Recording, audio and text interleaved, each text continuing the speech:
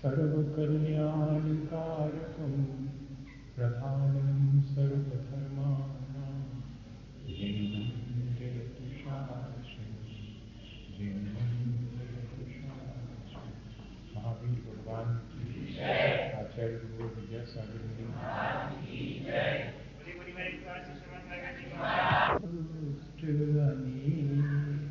बांध मार बहु विधि करे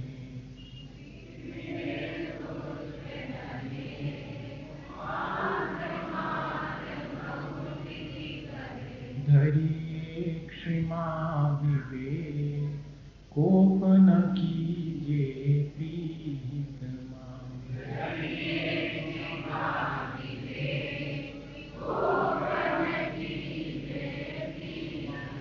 उत्तम क्षमा गौरी भाई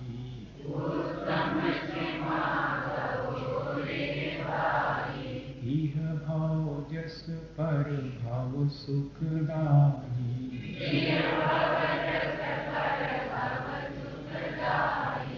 गाली सुनि मन खेदनानो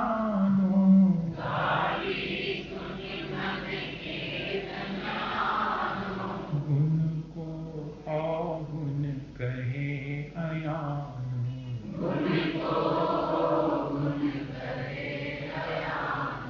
कही है अयानो वस्तु छीने बांध मार बहु विधि करें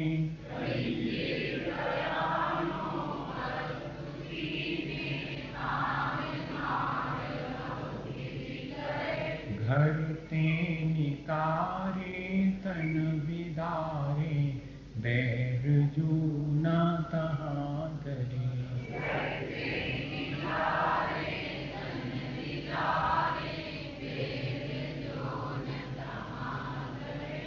ते कर्म पूरब किए कोटे सहे क्यों नहीं जियरा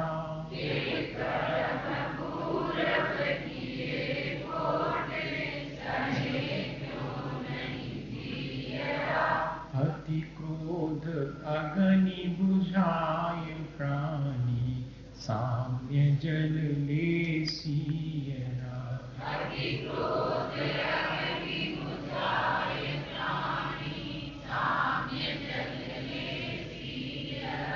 मान महाविष्णु करहि नीच गति जगत में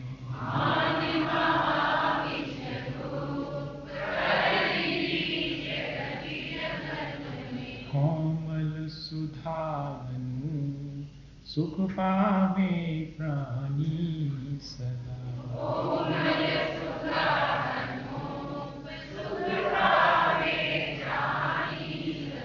उत्तम मार्दो गुण मन माना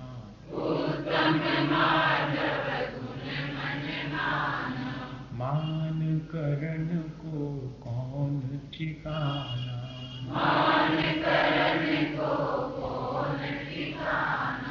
वस्यो निगोद माहिते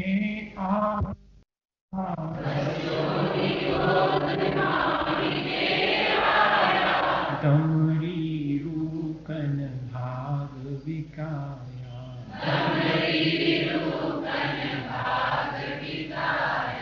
रूकन विकाया भाग बसते देव एक इंद्री बया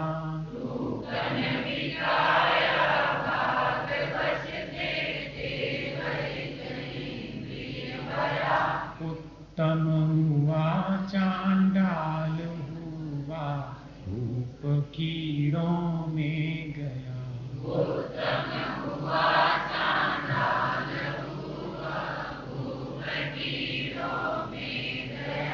जीतव्य जो मन धन गुमान कहा करे जल बुध बुदा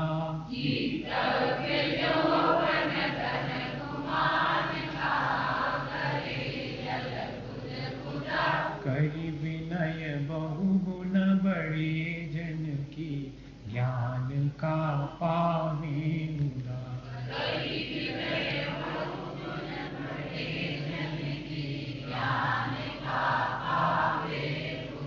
कपट न कीजे को चोरन के पुरनाव से।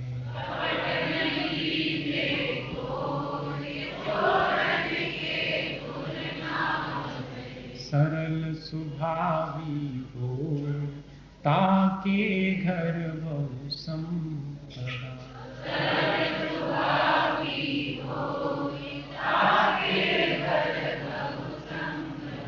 आर्जो उत्तम आर्जो रीति बखानी।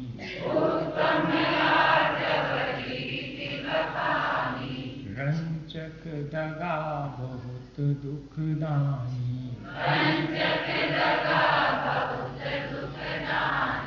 मन में हो सो वचन उचरिए।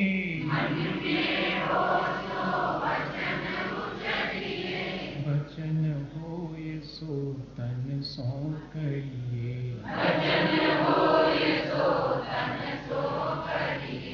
करिए सरल तीन योग अपने देख निर्मल आरसी।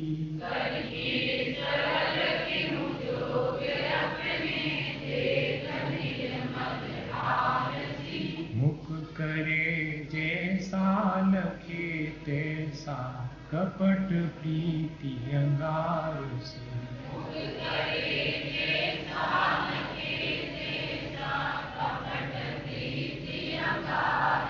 नहीं लहे लक्ष्मी अधिक छल करी कर्म बंध विशेषता।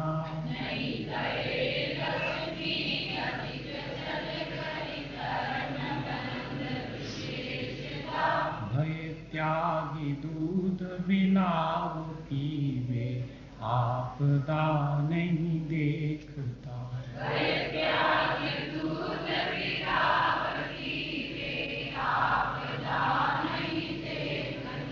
धरि हृदय संतोष करम तपस्या देह सो।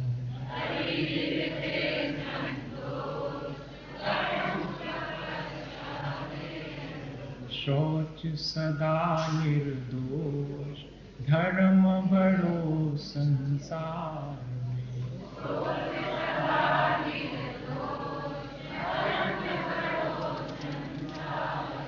आप पहले सत्य को ले लो, हमने पहले सोच को ले लिया, कोई घबराने की बात नहीं है। अपन को अर्थ तो पूरे करना पड़ेंगे, इसको पहले करो उसको बाद में करो, है ना। उत्तम शौच सर्व जग जाना।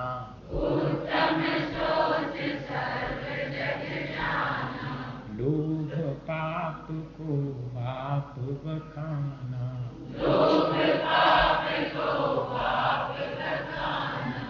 आशा पास महादुख दानी।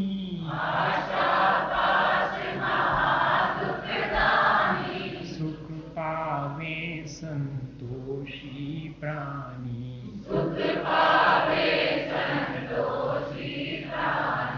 प्राणी सदा शुचिशील जप तप ज्ञान ध्यान प्रभाव ते।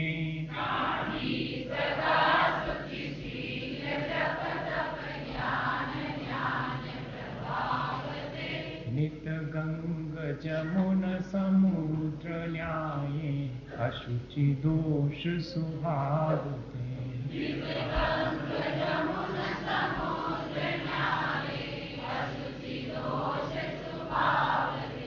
ऊपर गमन मन भयो भीतर कौन विधिगत सुचि कहें।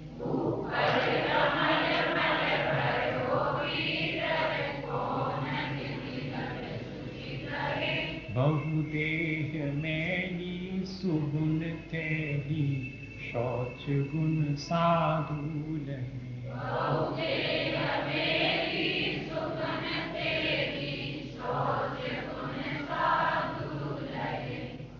इसका अर्थ अपन को करना था दो तरह से 10 धर्मों का वर्णन किया ना। असल में हम लोग जो 10 धर्म प्रतिक्रमण में पढ़ते हैं तो उसमें तो उत्तम क्षमा मार्दव आर्जव शौच सत्य संयम तपस्याग पंचन्य ब्रह्मचर्याणि 10 लाक्षणिको धर्मा प्रतिक्रमण में भी यही है, और उधर तत्वार सूत्र में भी यही क्रम है।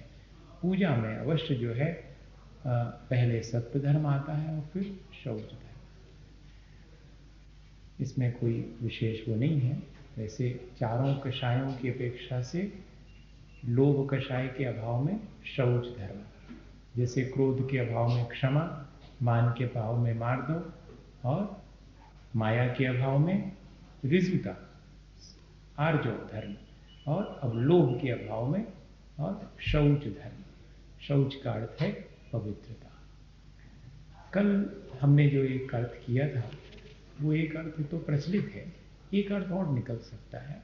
कपट न कीजिए कोई चोरन के पुर ना बसे। भाई छल कपट नहीं करना चाहिए। छल कपट से दूसरे की संपत्ति हरण भी कर लोगे तो आप भले ने मानो जाओगे, क्योंकि चोरन के पुर ना बसे।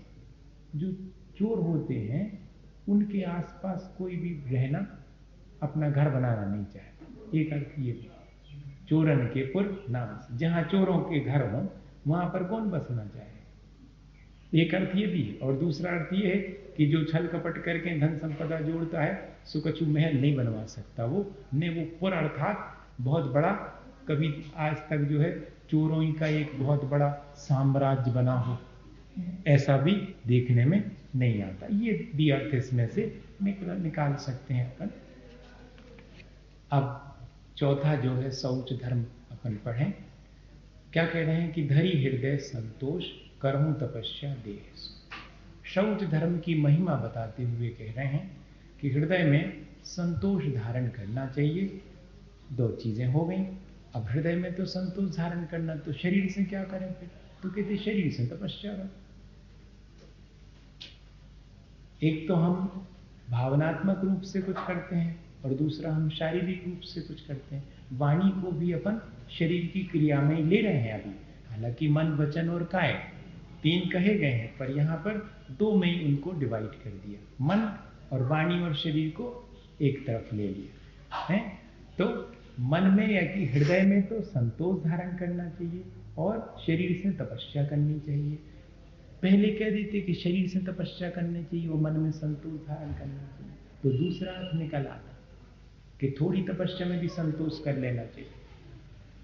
हाँ, कितनी होशियारी से लाइन लिखी गई। और दूसरा अर्थ है कि शरीर से तपस्या तो बहुत लोग कर लेते हैं, लेकिन मन में असंतोष बहुत बना रहता है, सो उनकी तपस्या कोई काम की नहीं। तो कहते पहले धरी हृदय संतोष, पहले हृदय में संतोष धारण करना, फिर शरीर से तपस्या करना। नहीं तो आत्म अनात्म के ज्ञानहीन जे जे करनी तन करन अच्छी। सो आप शरीर से तपस्या भी करन लगो और मन में असंतोष का भाव है, मन में हाव भाव है, संसार की सब चीजें मिल जावे, तो तपस्या के फलस्वरूप भी वो ही मांगोगे। फिर जब तक इत्यादि जो भी करेंगे शरीर से, उसका फल मुझे और अच्छा सुख सुविधा का सामान मिले, भौतिक सुख मिले, क्योंकि असंतोष मन में है तो यही चीजें मांगेंगे। तो पहले कह दिया कि हृदय में तो संतोष धारण करना और शरीर से जितनी बने उतनी तपस्या करना। शौच सदा निर्दोष, क्योंकि निर्दोषता ही शौच धर्म है। जितनी जितनी परिणामों में से कलुषता चली जावे, जितनी जितनी पवित्रता आती जावे, उतना उतना शौच धर्म है। यह जितना निर्दोष बना है उतना ही शौच धर्म है। धर्म बड़ो संसार में, यह शौच धर्म संसार में बहुत बड़ा है। क्योंकि संतोषी व्यक्ति को ज्यादा गुस्सा नहीं आता, संतोषी व्यक्ति को अहंकार करने की आवश्यकता नहीं पड़ती ज्यादा। संतोषी व्यक्ति छल कपट का बात से करे, कौन बात की जरूरत है। असंतोष है सो असंतोष है, सो फिर छल कपट भी करने का मन होता है। असंतोष है अपने आप जीवन से तो हमें मान सम्मान मिलना चाहिए। असंतुष्ट व्यक्ति को मान सम्मान बहुत चाहिए, असंतुष्ट व्यक्ति को क्रोध बहुत जल्दी आ जाता। तो देखो, इसलिए कहना पड़ा कि ये शौच धर्म बड़ा है। तो का बाकी के सब 3 जो कह के आए वे छोटे हैं, तुम्हें बुद्धू क्यों बनाती है? आप पहले जो ही कह देती कि जो ये सबसे बड़े, कहती नहीं, हमारे कहने का आशय है कि हैं तो सभी, एक के आने से सब आएंगे, लेकिन विशेषता की दृष्टि से देखें तो अगर संतोष आ जावे तो बाकी सब चीजें आसानी से सध जाती हैं। हालांकि उनको भी साधने में तपस्या तो करनी पड़ती है। क्या अर्थ हुआ? हृदय में संतोष धारण करना ये भी शौच धर्म है, और शरीर से तपस्या करना ये भी शौच धर्म है। जितनी जितनी कलुषता हटती जाए, जितना निर्दोषपना और पवित्रता आती जाए, वही सबसे बड़ा धर्म संसार में कहा गया। अब कह रहे उत्तम शौच सर्व जग जाना, सब लोग जानते हैं इस पवित्रता के धर्म को। लोभ पाप को बाप, अगर पापों का जनक, पापों की उत्पत्ति करने वाला कोई है तो वो लोभ है। लोभ से ही सारे तार जुड़े हुए रहते हैं। पांचों पाप एकमात्र लोभ से ही संचालित हैं। लोभ मन में जागृत हो गया तो अब चोरी करना पड़े, झूठी बोलना पड़े, हिंसा करना पड़े, जो करना पड़े वो करूंगा, मुझे तो वो चीज मिलनी चाहिए। इसलिए लोभ जो है वो सब पापों को उत्पन्न करने वाला है। आशा पास महादुखदायी, और आशा का बंधन, पाश यानी बंधन, उसकी ग्रिप। हमें लगता है कि हम आशान्वित हैं चीजों की प्राप्ति के लिए, लेकिन हम भूल जाते हैं हमारा, जो हम एटीट्यूड की चर्चा करेंगे तो यही कहेंगे कि हमें हमेशा हर चीज के लिए आशान्वित होना चाहिए। लेकिन यहां पर जो सांसारिक आकांक्षाएं हैं, जो संसार में वस्तुओं के प्राप्त करने की इच्छा, और फिर वे मुझे प्राप्त हो जाएंगी इस तरह की आशा, और प्राप्त हो जाने पर मेरे से छूट ना जाए इस बात की तृष्णा, ये सब एक दूसरे से जुड़ी हुई चीजें। इच्छा, आशा और तृष्णा।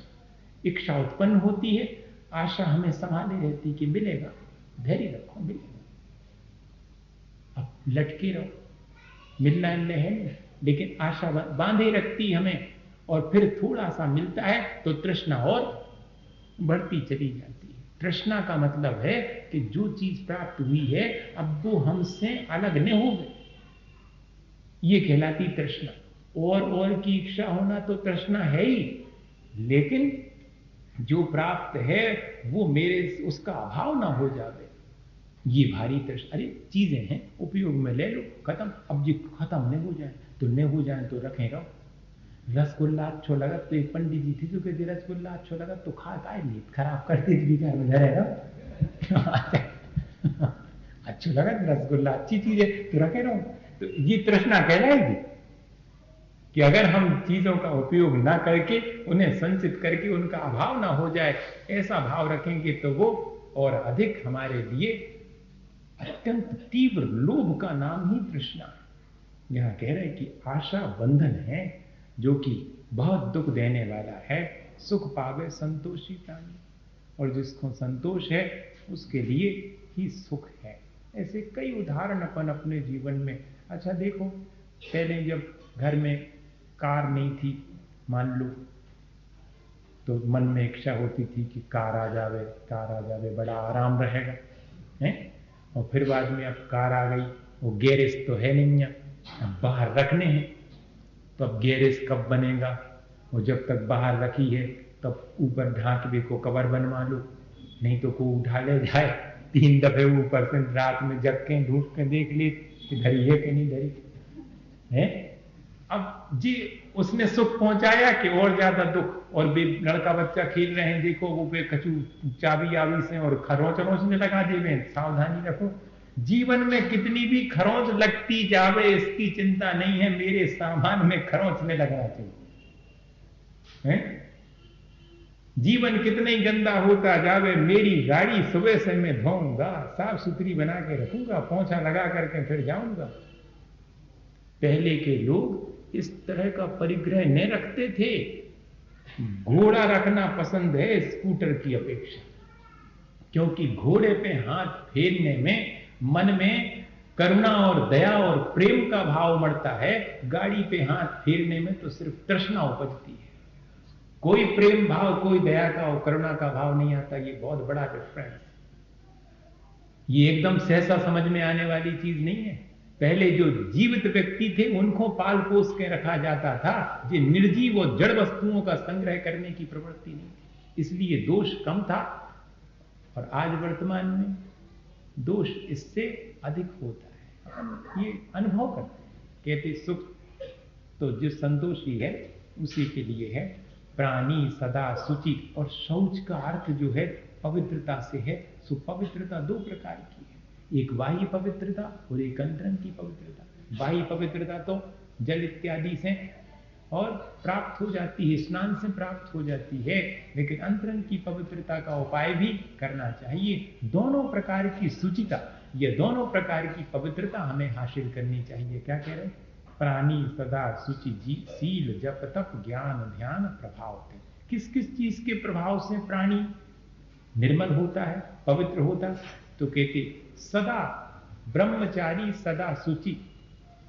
जो ब्रह्मचर्य की साधना करता है उसको फिर स्नान करने की आवश्यकता नहीं है, वो तो हमेशा निर्मल ही है। जिसका चित्त निर्मल है सो वो सदा काल निर्मल है। वही कह रहे हैं यहाँ के प्राणी सदा शुचि, हमेशा पवित्रता बनी रहती। काहे से? शील, अपने स्वभाव में रहने से, पांच इंद्रियों के विषयों में न जाने से, जब पंच परमेष्ठी का स्मरण चिंतन मनन करने से, चिंतन मनन स्मरण का नाम ही जप है, और तब विभिन्न प्रकार से, और अपने अंतरंग को और बहिरंग से भी, और अपनी इच्छाओं को रोक लेने का नाम तप है।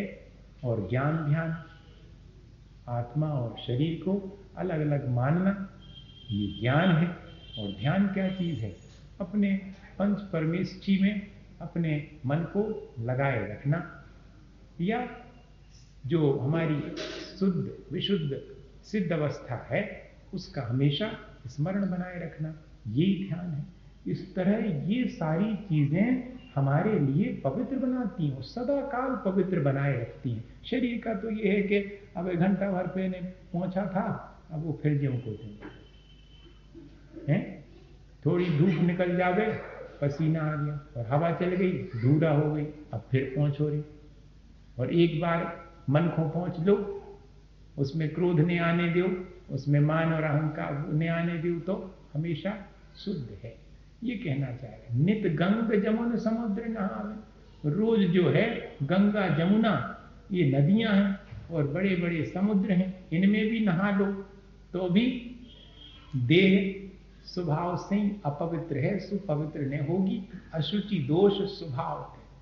अरे जिसको नहला रहे हो उसका स्वभाव तो देखो, उसका स्वभाव तो अपवित्रता ही है, और तुम उसको नहला धुला करके अपवित्र बनाना चाह रहे हो।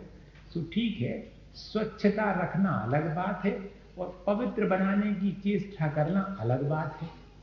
शरीर को स्वच्छ बनाया जा सकता, पवित्र नहीं बनाया जा सकता। सैनिटेशन और प्योरिटी में बहुत फर्क है।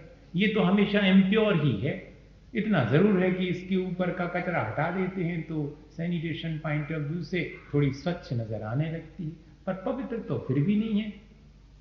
ये विचार करना कि मैं इसे पवित्र क्या बनाऊं, पवित्र तो मेरा हृदय होना चाहिए, इसको सिर्फ साफ सुथरा रखूं, स्वच्छ भर बनाऊं, इसकी पवित्रता का मैं उपाय ना करूं।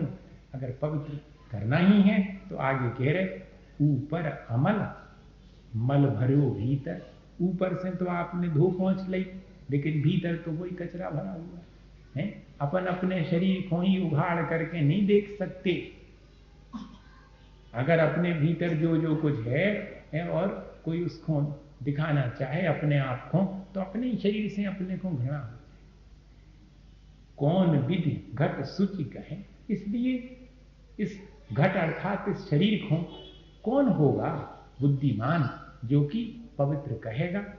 बहुदेह मैली सुगुण थे। लेकिन एक बात है, ये कितने भी मैली क्यों ना हो, लेकिन इसके अंदर आत्मा में अगर गुण है तो ये गुणों का भंडार भी है।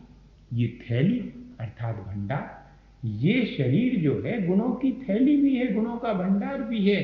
अगर आत्मा अपने गुणों को विकसित कर लेवे तो इसी शरीर में रह करके भी 100 गुण साधु रहे। इसलिए हमेशा जो सज्जन पुरुष हैं या साधु जन हैं, वे अपने गुणों को बढ़ाने में लगे रहते हैं, अपने हृदय को पवित्र बनाने में लगे रहते हैं। देह के लिए पवित्र बनाया नहीं जा सकता है, इसलिए उसे साफ सुथरा कर रखना उसकी पवित्रता का उपाय, ये जैसा हम करते हैं नहलाने धुलाने का, वो उपाय नहीं है। देह की पवित्रता का उपाय करना चाहो तो एक ही है कि हम देह से तपस्या करें।